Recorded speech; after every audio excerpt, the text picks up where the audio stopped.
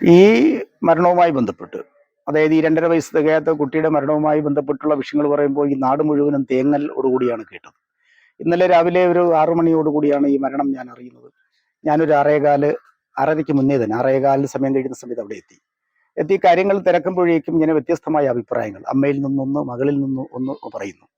പക്ഷെ ഇതിലെല്ലാത്തിലും വന്നു നിൽക്കുന്നത് ശ്രീധുവിന്റെ ബ്രെയിൻ തന്നെയാണ്. കാരണം ശ്രീധുവിന്റെ ചരിത്ര പശ്ചാത്തലം നമ്മൾ പരിശോധിക്കുമ്പോൾ ശ്രീധു വിവാഹത്തിന് മുമ്പ് തന്നെ തട്ടിപ്പിന്റെ സ്വഭാവത്തിന്റെ ഉടമയായിരുന്നു.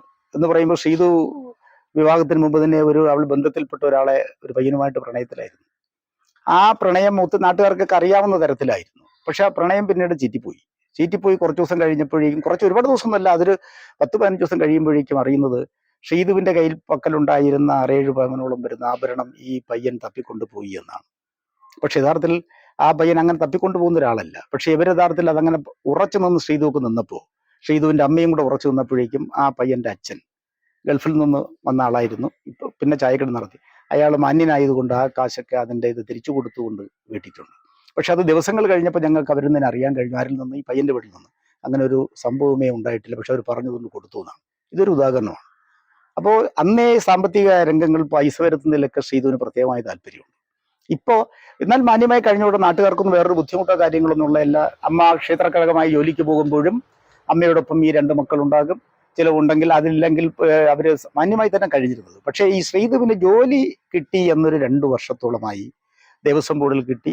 അത് ശ്രീധു തന്നെ ആളുകളോട് പറഞ്ഞു, എനിക്ക് 1 ലക്ഷത്തിലേറെ ശമ്പളമുണ്ട്, എനിക്ക് ആളുകളെ എനിക്ക് വേണമെങ്കിൽ പോസ്റ്റിംഗ് കൊടുക്കാൻ കഴിയുന്ന സംവിധാനം എൻ്റെ കയ്യിലുണ്ട്, എനിക്ക് അതിന് ബന്ധപ്പെട്ട ഉദ്യോഗസ്ഥരുണ്ട്, അതുകൊണ്ട് എന്നൊക്കെ പറഞ്ഞു. അങ്ങനെയും ശ്രീധുവിനോടൊപ്പം പഠിച്ചിരുന്ന ആളുകളിൽ നിന്ന് പോലും ഉച്ചക്കട ഭാഗത്തു നിന്നൊക്കെ വരുന്നവരിൽ നിന്ന് പൈസ വാങ്ങിയതായി ശ്രീധുവിൻ്റെ അമ്മ ഇപ്പോൾ ജോലി ചെയ്യുന്ന അംഗനവാടി മേഖലകളിൽ നിന്ന്, ടീച്ചർമാരിൽ നിന്ന് എനിക്കറിയാൻ കഴിഞ്ഞിട്ടുണ്ട്. നമ്മുടെ ഈ പരിസര പ്രദേശത്ത്, എൻ്റെ വാർഡിനകത്ത് തന്നെ പല വീടുകളിൽ നിന്നും സ്ത്രീകളിൽ നിന്ന് ആഭരണം ഒരാഴ്ചയ്ക്ക് അത് കൊടുക്കാമെന്ന് പറഞ്ഞ് വാങ്ങിയിട്ടുണ്ട്.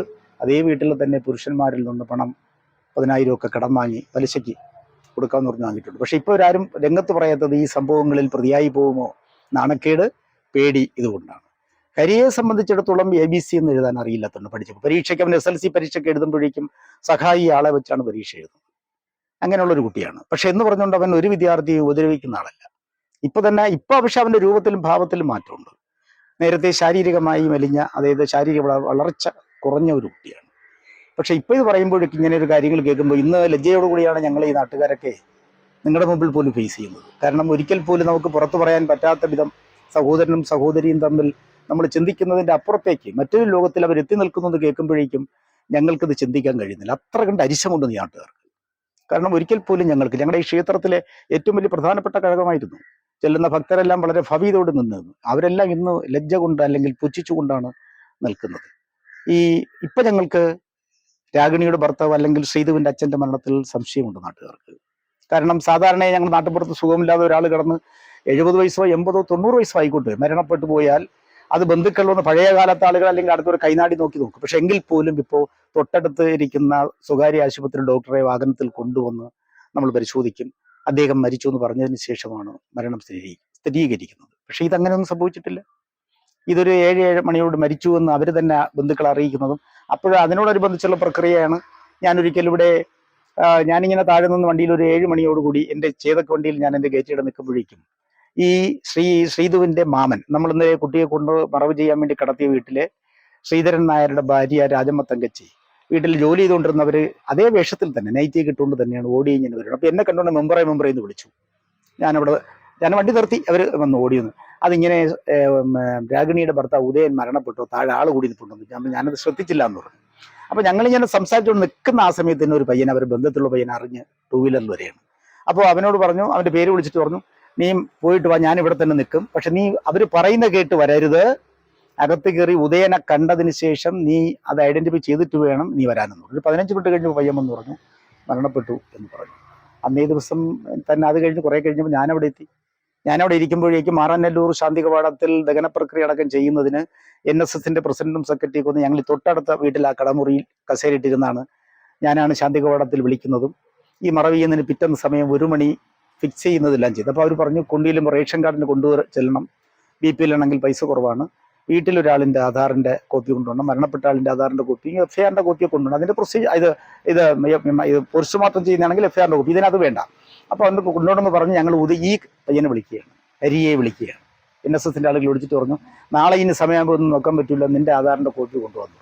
അപ്പോൾ ഈ ആധാർ കൊണ്ട് കൊടുക്കുന്ന സമയത്ത് അവൻ പറഞ്ഞത് അച്ഛൻ്റെ 2 പല്ല് നഷ്ടപ്പെട്ടു പോയിട്ടുണ്ട്. അപ്പോൾ ഞങ്ങളെല്ലാം ഏതൊക്കെയായിട്ട് ഞങ്ങളങ്ങനെ ലാഘവത്തിൽ കളഞ്ഞു. കാരണം വെച്ചാൽ പിടിച്ചങ്ങോട്ട് പോയ വഴിക്ക് വല്ലതും വീണതാകും എന്ന് ഞാൻ കേട്ടതാണ്, മറ്റൊരാൾ എന്നോട് പറഞ്ഞതല്ല. അത് ഞങ്ങളങ്ങ് കളഞ്ഞു. പക്ഷെ ഇപ്പം ഈ വിഷയങ്ങൾ കേട്ടപ്പോൾ ഞങ്ങൾക്കതിലും സംശയമുണ്ട്.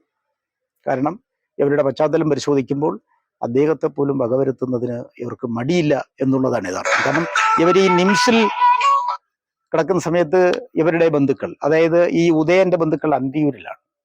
ആ വീട്ടിലെ ബന്ധുക്കളുടെ അടുത്ത് പോയി 10-15 ലക്ഷം രൂപയോളം വരുന്ന സർജറിയാണ് ചെയ്യേണ്ടത്, ഓരോ കുടുംബക്കാരും ഇത്ര ലക്ഷം രൂപ വെച്ച് തരണം എന്ന് പറഞ്ഞ് അറിയിക്കുന്നു. അതിൽ ഈ ഉദയന്റെ ജ്യേഷ്ഠന്റെ കുടുംബത്തിൽ വരുന്ന ഒരാൾ ഞങ്ങളുടെ പാർട്ടിക്കാരനും എൻ്റെ സുഹൃത്തുമാണ്. അപ്പം അദ്ദേഹം എന്നെ വിളിച്ചിട്ട് ഇങ്ങനെ പറഞ്ഞു, മെമ്പർ ഇങ്ങനെ ഒരു വിഷയമുണ്ട്, ഒന്ന് തിരക്കി പറഞ്ഞു തരാവുന്നുണ്ട്. ഞാൻ അങ്ങനെ ഈ വിഷയത്തിന് വേണ്ടി തിരക്കാൻ വേണ്ടി 1-2 പേരുമായി പരിസരവാസികളും ആയിട്ടൊക്കെ ഞാൻ ബന്ധപ്പെട്ട് തിരക്കുമ്പോൾ നിംസിലാണ്, കുറവുണ്ട്, ഞാൻ കൊണ്ടുവരും, പക്ഷേ ഈ പിറ്റേന്ന് തന്നെ ഡിസ്ചാർജ് ചെയ്തിഞ്ഞ് പോകുന്നു. പക്ഷേ ഇവിടെ ആളുകളുടെ മുമ്പിൽ ഇവർ ഇദ്ദേഹത്തിന് എന്തൊക്കെ അസുഖമാണ് പറയണമെന്ന് അറിയില്ല. ഒരിക്കൽ പറയും ക്യാൻസറാണ്, ചിത്രയിൽ കൊണ്ടുപോകണമെന്ന് പറയും, ഒരിക്കൽ പറയും പിന്നെ ലിവർ സിറോസ് ആണ്. അപ്പം ഇതൊക്കെ എല്ലാം ബന്ധപ്പെട്ടവർ നിൽക്കുന്ന സംഭവങ്ങൾ തന്നെയാണ്. പക്ഷെ എങ്കിൽ ഇങ്ങനെ മാറി മാറി സാധാരണക്കാരെ പറ്റിക്കും. ഒരിക്കൽ ഏതാണ്ട് ഒരു പൈസ വാങ്ങിച്ച ഭാര്യയും ഭർത്താവും കൂടെ ഇരുചക്ര വാഹനത്തിൽ വന്ന് ഇവരെ വീടിൻ്റെ ഓപ്പോസിറ്റ് ഇറങ്ങുമ്പോൾ ഈ മരണപ്പെട്ടു പോയ ഉദയൻ എന്ന് പറയുന്നത് വീട്ടിൻ്റെ വാതിൽക്കലിരിക്കുകയാണ്. രാഗിണി ഈ നമ്മൾ ഇറങ്ങിപ്പോകുന്ന ഇടവഴി നിൽക്കുന്നു. അടുത്ത വീട്ടിൽ നിന്ന് എനിക്ക് കിട്ടിയൊരു മെസ്സേജാണ്.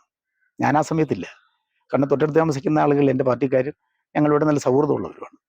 അപ്പോൾ രാഗിണി നിൽക്കുന്നു, ഓടിച്ചെന്ന് ഈ വാതിലിൻ്റെ നാളെ കൊണ്ടുവന്ന് കട്ടിലിൽ പിടിച്ച് കിടത്തി തുണിയെടുത്ത് മൂടി ഏതാണ്ട് അദ്ദേഹത്തിന് അതായത് മൃതപ്രായരായി കിടക്കുന്ന നിലയിൽ കാണിച്ചു കൊടുത്തു. അന്നവരോട് പറഞ്ഞു, ഇങ്ങനെ സീരിയസ് ആണ്, ഞങ്ങൾ വളരെ ഇതൊക്കെയാണ്. പക്ഷെ അവർ പൈസ ചോദിക്കാൻ വന്ന് ആ കൊടുത്ത പൈസ ചോദിക്കാൻ വന്നവർ ചോദിക്കാതെ ഈ കണ്ടുകൊണ്ടിരുന്നവർ തിരിച്ചു പോയി. ഇതൊരു ഉദാഹരണമാണ് ഈ പറഞ്ഞത്. കുട്ടിയെ അവർ നേരത്തെ മെഡിക്കൽ കോളേജിൽ ICU യൂണിറ്റ് എന്നായി ഈ മരിച്ച കുട്ടിയെ പറഞ്ഞത്. കുട്ടിക്ക് ഇതുപോലെ അമ്മ മുത്തശ്ശി ചോറ് കൊടുത്തുകൊണ്ടിരിക്കുമ്പോഴേക്കും കുട്ടി ഗേറ്റ് തുറന്ന് കിടന്നുകൊണ്ട് വെളിയിലേക്ക് ഇറങ്ങി ഓടി റോഡിലേക്ക് പോയി ഈ ഇറക്കത്ത് നിന്ന് വാഹനം ഇടിച്ച് കുട്ടി റോഡിൽ മലർന്നടിച്ച് വീണു. ഇത് കണ്ട് മുത്തശ്ശി കിണറ്റിൽ പോയി ചാടി. നാട്ടുകാർ വന്നാണ് കിണറ്റിൽ നിന്നും മുത്തശ്ശിയെ എടുത്ത് ഈ കുട്ടിയെ എടുത്ത് മെഡിക്കൽ കോളേജിൽ ICU യൂണിറ്റിൽ അത്യാസന്ന നിലയിലാണ്. അതുകൊണ്ട് സാമ്പത്തികമായി നിവൃത്തിയില്ല, അത് കടമായി ചോദിക്കുന്നു, അല്ലാതെ യാചനയായിട്ടല്ല. പോയി വാങ്ങുന്നത് ശ്രീതുവാണ്. അതായത് ഞാനീ പറഞ്ഞത്, ഇപ്പോൾ പുറത്തു നിന്ന് ഇങ്ങനെ ഓരോരുത്തരിൽ നിന്നും പൈസ വാങ്ങിയ വിഷയങ്ങൾ വരുമ്പോൾ ഏതറ്റം വരെ പോയും ഏത് വിധത്തിലും നിങ്ങളുടെ മനസ്സറിഞ്ഞ് നിങ്ങളിൽ നിന്ന് പൈസ വാങ്ങാൻ, പൈസ ഇരിക്കുന്നവന്റെ മനസ്സ് പഠിച്ച് വാങ്ങാൻ ശ്രീധുവിന് യാതൊരു മടിയുമില്ല. അപ്പൊ അതുകൊണ്ട് തന്നെയാണ് ഞങ്ങൾ ഇപ്പോഴും പറയുന്നത് ഹരിയുടെ ഇതുവരെയുള്ള പശ്ചാത്തലം. കാരണം ഹരി ജനിച്ചു വളർന്നത് ഞാനിപ്പോൾ നമ്മൾ സംസാരിക്കുന്നിടത്തുനിന്ന് എൻ്റെ വാർഡിൽ തന്നെയാണ്. അതും ഈ മരണം ഇപ്പം സംഭവിച്ചത് എൻ്റെ വാർഡിൽ തന്നെയാണ്. ഇവരെൻ്റെ രാഷ്ട്രീയ എതിരാളികളല്ല. ഞാൻ 2000 മത്സരിക്കുമ്പോഴും എനിക്ക് വോട്ട് ചെയ്തവരാണ്. അന്ന് ഞാൻ പഞ്ചായത്ത് മെമ്പറാവുന്ന വേളയിലാണ് രാഗിണിക്ക് ഈ ശ്രീകലയ്ക്ക് പഞ്ചായത്തിൽ അങ്കണവാടിയിൽ ഹെൽപ്പറായി വാങ്ങി കൊടുക്കുന്നത് ഞാനാണ്. ഇപ്പോഴും എൻ്റെ ഓർഡറാണ്. അതുകൊണ്ട് എനിക്ക് അവരോട് യാതൊരു പകയോ ഒന്നും ഉള്ളതല്ല. പക്ഷേ ഈ സംഭവങ്ങൾ കേട്ടപ്പോൾ ഇതൊരിക്കലും ഞങ്ങൾക്ക് നീതിക്ക് നിരക്കുന്നതല്ല, ഈ നാട്ടിൽ സംഭവിക്കാത്തതാണ്, ഒരിടത്തും സംഭവിക്കാൻ പാടില്ലാത്തതാണ്. ഈ കുട്ടിയാണ് ഇതിൻ്റെ എല്ലാം കാരണക്കാരൻ. പക്ഷെ അമ്മയ്ക്ക് നന്നായിട്ടറിയാം. അമ്മ പറഞ്ഞെന്താണ്, ഞങ്ങളുടെ അന്ന് പറഞ്ഞ പോലെ 3 കുഴ വെളിയിലിട്ടിട്ടുണ്ട്, കൂട്ടത്തോടെ ആത്മഹത്യ ചെയ്യാനെന്നാണ്. ആ കുഴ കണ്ടാലറിയാം, ഒരു താറാ കോഴി എടുത്ത് നോക്കിയാൽ പോലും കോഴി നിൽക്കത്തില്ല, പൊട്ടി തറയിൽ വീണു. അതൊന്നും കുട്ടിയെ കാണാനില്ലെന്ന് അറിഞ്ഞപ്പോൾ നിങ്ങൾ പോയിരുന്നു. ഞാൻ ഉടനെ എത്തി നോക്കി. ഞാൻ എന്നിട്ട് അവരോട് ചോദിക്കുക, അപ്പൊ ഞാനടക്കം അവിടെ വരണ്ടു പോയി, കാരണം കുട്ടി എനിക്ക് നന്നായിട്ട് അറിയാം. അപ്പൊ ഞാൻ എന്നിട്ട് അവരോട് ചോദിക്കുന്നു, ഇന്നലെ നിങ്ങൾക്ക് വല്ല പരിചയമില്ലാത്ത ആളുകൾ നിങ്ങളുടെ നടയിൽ വന്നോ? ഞാൻ ചോദിക്കുകയാണ്. രാഗിണിയുടെ അടുത്ത് ചേർന്നിരുന്നിട്ടാണ് ഞാൻ ചോദിക്കുന്നത്. രാഗിണി എന്ന് പറഞ്ഞാൽ ശ്രീകലയെ എടുത്ത് അടുത്ത് ചേർന്നിരുന്ന് ചോദിക്കുന്നു. അപ്പൊ നേരെ ഓപ്പോസിറ്റ് ആയിട്ട് ഈ മൂത്ത മകൾ പാർവണയന്തുവും ശ്രീതുവും കസേലിരിപ്പുണ്ട്. അപ്പൊ ഈ രാഗിണി അലമുറയിട്ട് വിളിക്കുന്നുണ്ട്, ശ്രീതു കരയുന്നുണ്ട്. ഒരു സാധാ ഇരുന്ന് സങ്കടത്തിലിരിക്കുന്ന ഒരു ഇതുള്ളൂ. ഈ അമ്മയുടെ ദുഃഖം അവിടെ ഞാൻ കാണുന്നില്ല. പക്ഷെങ്കിൽ ഞാൻ സംശയിക്കുന്നില്ല, ഇങ്ങനെ ഒരു ചിന്ത എനിക്ക് വരുന്നില്ല. അപ്പൊ ഞാൻ പറഞ്ഞു, അങ്ങനെ ആ സംശയമുള്ളവർ കണ്ടുകൊണ്ടു. അപ്പോൾ പറഞ്ഞു, 2 മണിയോടുകൂടി പരിചയമില്ലാത്ത ഒരാൾ ഇവിടെ വന്നതായി കണ്ടു, പക്ഷെ ഞങ്ങളല്ല കണ്ടത്, മകൾ പാർവണയന്തുവാണ് കണ്ടത്, 7 വയസ്സോളം പ്രായമായ ഈ കുട്ടിയാണ് കണ്ടത് എന്ന് പറഞ്ഞു. ഞാനപ്പോൾ മകളോട് ചോദിച്ചു, മോളെ വന്നയാൾ ആണാണോ പെണ്ണാണോ എന്ന് ചോദിച്ചു. അപ്പൊ ആ കുട്ടി കസേര എന്ന കുട്ടി പെട്ടെന്ന് ഇങ്ങനെ പറഞ്ഞു, അത് പിന്നെ അങ്ങനെ ഞാൻ കണ്ടില്ല, നിഴലാണ് കണ്ടത്. എന്നോട് പറഞ്ഞതാണ് കുട്ടി പറഞ്ഞത്. അത് എത്ര മണിക്കാ? 2 മണിക്ക് ആണ്. എപ്പോഴാ? ഉച്ചയ്ക്കല്ല, വെളുപ്പിന് 2 മണിക്ക്. എങ്ങനെയായി കുട്ടിയുണ്ടത്? 2 മണിക്കും 3 മണിക്കും ഇടയിലാണ് ഈ ഉദയൻ കിടന്ന മുറിയിൽ തീപിടുത്തം ഉണ്ടായെന്ന് തോന്നുന്നു. തീപിടുത്തം ഉണ്ടാകണമെങ്കിൽ സ്വാഭാവികമായിട്ട് നമുക്ക് അനുമാനിക്കുന്നുള്ളൂ. അയാളൊരു പുകവലിക്കുന്ന ആളോ മദ്യപിക്കുന്ന ആളോ അല്ല. എങ്കിൽ നമുക്ക് ചിന്തിക്കാം, അയാൾക്ക് ഉറക്കം വരാത്തത് കൊണ്ടെടുത്ത് സിഗരറ്റ് തീ കൊളുത്തി, ആ തീപ്പെട്ടിക്കുള്ളി അറിയാതെ എറിഞ്ഞു, തീ പിടിച്ചു. അല്ലെങ്കിൽ വലിച്ച തീർന്ന സിഗരറ്റ് കുറ്റിയാൾ ഉറക്കത്തിന്റെ മയക്കത്തിൽ അതിനെ എറിഞ്ഞു, അങ്ങനെ പറ്റി. ഇതങ്ങനെയൊന്നുമല്ല. അപ്പൊ അവിടെ തീപിടുത്തം ഉണ്ടാക്കിയത് കൃത്രിമമാണ്. മണ്ണെണ്ണയുടെ സ്മെല്ലുണ്ട്. ഞാനത് കയറി നോക്കുമ്പോൾ വെള്ളം ഒഴിച്ചവർ തീ കെടുത്താൻ വേണ്ടി മാത്രമല്ല വെള്ളം ഒഴിച്ചിരിക്കുന്നത്, ഫയർവോഴ്സ് വെള്ളം ചീറ്റി ഒഴിച്ചോൽ ഒഴിച്ചിരിക്കുന്നു. അപ്പോൾ ഈ മണ്ണെണ്ണയുടെ സ്മെല്ലടക്കം മാറ്റാൻ വേണ്ടിയാണ്. എന്നിട്ടും പ്രകൃതി അത് വിടില്ല എന്ന് പറഞ്ഞതുപോലെ മണ്ണെണ്ണയുടെ രൂക്ഷഗന്ധം വരുന്നുണ്ട്. അപ്പോൾ ഇതിൽ നിന്ന് മനസ്സിലാക്കേണ്ടത്, ഇത്തരം കാര്യങ്ങളെല്ലാം നടക്കുമ്പോഴും ഈ ശ്രീധുവിന്റെ ഭർത്താവ് അറിയുന്നില്ല എങ്കിൽ ശ്രീധു മറ്റൊരു ജോലിയായി പ്രവർത്തിച്ചു എന്നൊരു സംശയമുണ്ട്. കാരണം അദ്ദേഹം കിടന്ന ഭാഗത്തെന്ന് പറഞ്ഞാൽ അദ്ദേഹത്തിന് ഈ ശബ്ദം കേട്ടുകൊണ്ട് കിടക്കാൻ കഴിയില്ല. ഇല്ല. പിന്നെ മറ്റൊരു ഞങ്ങൾക്ക് ബലമായ സംശയം, ശ്രീധുവും ഭർത്താവും ഈ കുഞ്ഞ് ജനിച്ച് കുറച്ചു നാളായിരുന്നല്ലോ, ഒരു കൂരയ്ക്ക് കീഴിൽ കഴിഞ്ഞിട്ടേ ഇല്ല. അപ്പൊ അങ്ങനെയുള്ള ഇദ്ദേഹം ഈ മരണാനന്തര ചടങ്ങുകൾക്ക് 16-ന്റെ അന്ന് ഇദ്ദേഹം സ്വയം അന്ന് വരേണ്ട ആള് 15-ന്റെ അന്ന് സ്വയം വന്നതാണോ, ഇവർ നിർബന്ധിച്ച് വിളിച്ചു വരുത്തിയതാണോ എന്നൊരു സംശയമുണ്ട്. അത് അയാളോട് ചോദിച്ചാൽ അറിയാൻ പറ്റുള്ളൂ. പക്ഷെ അയാൾ ഇതിൽ പെട്ടുപോയതാണ്, പാവമാണ്. ഞങ്ങൾ നാട്ടുകാർ അങ്ങനെ വിശ്വസിക്കുന്നത്. അയാൾക്ക് അങ്ങനെ ഒരു അക്രമാവസ്ഥനുള്ള ആളൊന്നുമല്ല. ഒരു പക്ഷേ അയാളെ നിർബന്ധിച്ചാണ് വിളിച്ചു വന്നു എന്ന് അയാൾ പറയുന്നു എങ്കിൽ സംശയിക്കേണ്ട, ഈ കൊലപാതകം ശ്രീധു ഇത് കാൽക്കുലേറ്റ് ചെയ്തു വെച്ച് തന്നെയാണ്. ഈ കുട്ടിയുടെ നാശമുണ്ടാക്കാൻ ഇതെങ്ങനെ ചെയ്യാൻ പറ്റുമെന്ന് ആലോചിച്ചിട്ട് അച്ഛൻ്റെ തലയ്ക്കൽ വെച്ച് കിട്ടാൻ. കാരണം ഞാൻ ചോദിക്കും, കുട്ടി എവിടെയാണ് കിടന്നത്? അച്ഛൻ്റെ അടുത്താണ് കിടന്നെന്ന് പറഞ്ഞത്. കുട്ടിബലത്തിൽ അച്ഛൻ്റെ അടുത്തല്ല കിടന്നത്, മനസ്സിലാക്കണം. അപ്പൊ അതിൽ നിന്നെല്ലാം കൂടെ നമ്മൾ വായിച്ചു നോക്കുമ്പോഴേക്കും ഇതിന്റെ ബ്രെയിൻ ഇത് ശ്രീധു ആണെന്ന കാര്യത്തിൽ ഒരല്പം പോലും സംശയം ഞങ്ങൾക്കില്ല. അതൊട്ടും സംശയിക്കേണ്ട. പക്ഷെ ഇപ്പൊ ഈ സംഭവിച്ചിരിക്കുന്ന കാര്യങ്ങൾ, ഇയാളിങ്ങനെ ചാറ്റ് ചെയ്യുന്നുണ്ട്, ഇയാളിങ്ങനെയൊക്കെയാണെന്നുള്ളത് അയാളുടെ സ്കൂൾ വിദ്യാഭ്യാസ പഠനവുമായി നോക്കുമ്പോൾ, ഞാനിപ്പോ സ്കൂളിലെ ഹെച്ചമായിട്ട് സംസാരിച്ചു. അപ്പൊ അങ്ങനെയുള്ളൊരു ബ്രെയിൻ വരാനുള്ള കുട്ടിയൊന്നുമില്ല. പിന്നെ കാലം മൊബൈൽ ഉപയോഗിക്കുന്നതിന് അങ്ങനെ വലിയ ബ്രെയിൻ വേണ്ട ഇപ്പോഴത്തെ പിള്ളേർക്ക്. അപ്പൊ അങ്ങനെ ആകാം. പക്ഷെ എന്തായാലും ഈ പറയുന്ന രീതിക്ക് ചെയ്യാനുള്ളൊരു മനസ്സ് ഇവർക്കുണ്ടായിട്ടില്ല. പിന്നെ ഇപ്പൊ ഈ ജോലി കിട്ടി 2 വർഷത്തിനകത്താണ് ജോലി ആയെന്ന് പറഞ്ഞു തുടങ്ങിയതും പിന്നെ കുറച്ച് കഴിയുമ്പോഴാണ് തല ഈ പറഞ്ഞ മുട്ടയടിച്ച് അച്ഛന് സുഖമില്ലെന്ന് പറഞ്ഞ് കടിച്ചത്. അപ്പൊ എനിക്കിപ്പോ മനസ്സിലാക്കാൻ കഴിയുന്ന, ഞങ്ങൾക്ക് ഈ ജ്യോത്സ്യനുമായി ബന്ധപ്പെട്ടതിന് ശേഷം സ്വാമിയുടെ പേര് പറഞ്ഞു. അപ്പൊ നേരത്തെ അറിയാൻ കഴിഞ്ഞത് സ്വാമിയെ കസ്റ്റഡിയിൽ എടുത്തിട്ടുണ്ട് എന്ന് പറയുന്നു. അപ്പൊ അങ്ങനെയുണ്ടെങ്കിൽ ഒരുപക്ഷെ ഈ വിശ്വാസം അടിച്ചേൽപ്പിച്ചുകൊണ്ട് ഈ സ്വാമി വഴി അല്ലെങ്കിൽ ജ്യോത്സ്യം വഴി നടത്തിയ കുത്സിത ശ്രമങ്ങളാണ് എങ്കിൽ ഈ സാമ്പത്തികം ഒഴുകിയിരിക്കുന്നത് സംശയിക്കേണ്ട ആ ഭാഗത്തേക്ക് തന്നെയാണ്. കാരണം ഇവരുടെ ഒരു വീട്, അവരുടെ കുടുംബ വീട് ഇടിഞ്ഞു പൊളിഞ്ഞു കിടക്കുക ഞങ്ങളുടെ പഞ്ചായത്തിന്റെ ലൈഫിലുണ്ട്. ഞാൻ ചെല്ലുമ്പോഴേക്കും എന്നോടും ചോദിക്കും, രാഗിണി ചോദിക്കണം, മെമ്പർ കിട്ടുമോ എന്നാണ് ചോദിക്കുന്ന വീട്. അപ്പൊ എങ്കിൽ അങ്ങനെ നിൽക്കുന്ന ഇത്രയും മറിച്ചവർക്ക് ഒരു വീട് അവിടെ വയ്ക്കാം. അങ്ങനെ കടം വന്നതല്ല, 2 സെന്റ് ഭൂമി വാങ്ങിച്ച് കടം വന്നതല്ല. എങ്കിൽ ഇത്തരണത്തിൽ പോയതാണോ എന്നൊരു സംശയം കൂടി ഞങ്ങൾക്ക് വരുന്നുണ്ട്. ഈ കുട്ടിയുടെ അച്ഛനെ പിന്നെ കണ്ടായിരുന്നോ? ഞാൻ ഇന്നലെ കണ്ടായിരുന്നു. ചടങ്ങ് നടന്നുകൊണ്ടിരിക്കുമ്പോഴേക്കും അദ്ദേഹത്തിനെ ബന്ധുക്കൾ കൂട്ടിക്കൊണ്ടുപോയി. അത് കൂട്ടിക്കൊണ്ടുപോകുന്നതെന്ന് വെച്ചാൽ ഞാൻ ബന്ധുക്കളുടെ മനസ്സ് ഞാൻ ഒരാൾ സംസാരിച്ചു, അവർക്ക് ഭയമുണ്ട് ഇവിടെ നിൽക്കുന്ന ആളുകൾ ഏത് തരത്തിൽ പ്രതികരിക്കുമെന്ന് അറിയില്ല. അതുകൊണ്ട് കുട്ടിയെ അങ്ങോട്ട് അത് മറവ് ചെയ്യാൻ എടുത്തുകൊണ്ട് പോയി സ്വപ്പാകുമ്പോൾ തന്നെ അത് പൂർത്തിയാവുന്നതിന് മുമ്പ് തന്നെ അച്ഛനെ ബന്ധുക്കൾ കൊണ്ടുപോയി. ഞാൻ കണ്ടുകൊണ്ട് നിൽക്കും. ഞാൻ ഒരാൾ സംസാരിച്ചു.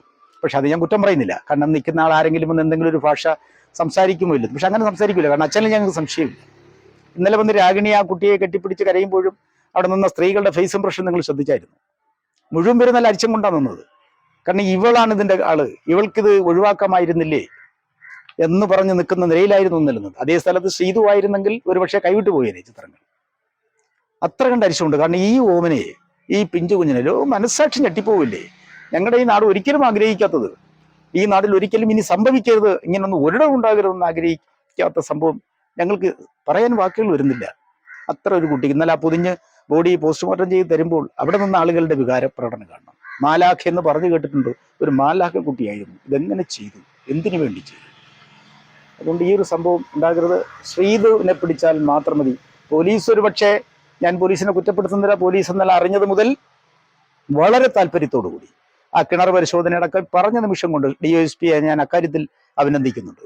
അദ്ദേഹം വന്ന് നോക്കിയിട്ട് അദ്ദേഹം പറഞ്ഞു, ഫയർഫോഴ്സിനെ പെട്ടെന്ന് വിളിക്കുന്ന സിയോട് പറയുന്നു, പെട്ടെന്ന് വരാൻ പറഞ്ഞു. ഈ പറഞ്ഞ് കുറച്ച് നേരത്തിനകത്ത് തന്നെ ഫയർഫോഴ്സ് എത്തി കാര്യങ്ങൾ പരിശോധിച്ചു, ഐഡന്റിഫൈ ചെയ്യുന്നു. പക്ഷേ അത് ഹരികുമാറിൽ മാത്രമായി പോലീസ് ഒതുക്കുകയാണെങ്കിൽ ഞങ്ങൾക്ക് അതിനകത്ത് സംശയമുണ്ട്. കാരണം പോലീസ് ബഹുമതി, പരമോന്നത ബഹുമതിക്ക് അർഹതയായി. കാരണം ഞങ്ങൾ 24 മണിക്കൂറിനകം പ്രതിയെ തെളിയിച്ചെടുത്തു എന്ന് കഴിയിച്ച് കേസ് വൈൻഡപ്പ് ചെയ്യാൻ ശ്രമിക്കുന്നു എന്നേ പറയാൻ പറ്റൂ.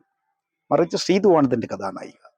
പശ്ചാത്തലം, സാഹചര്യങ്ങൾ ഇതെല്ലാം നോക്കുമ്പോൾ ഞങ്ങൾക്ക് നാട്ടുകാർക്ക് ബലമായ സംശയമുണ്ട് ശ്രീതു തന്നെയാണ് എന്റെ ബ്രെയിൻ. ഇതാണ്.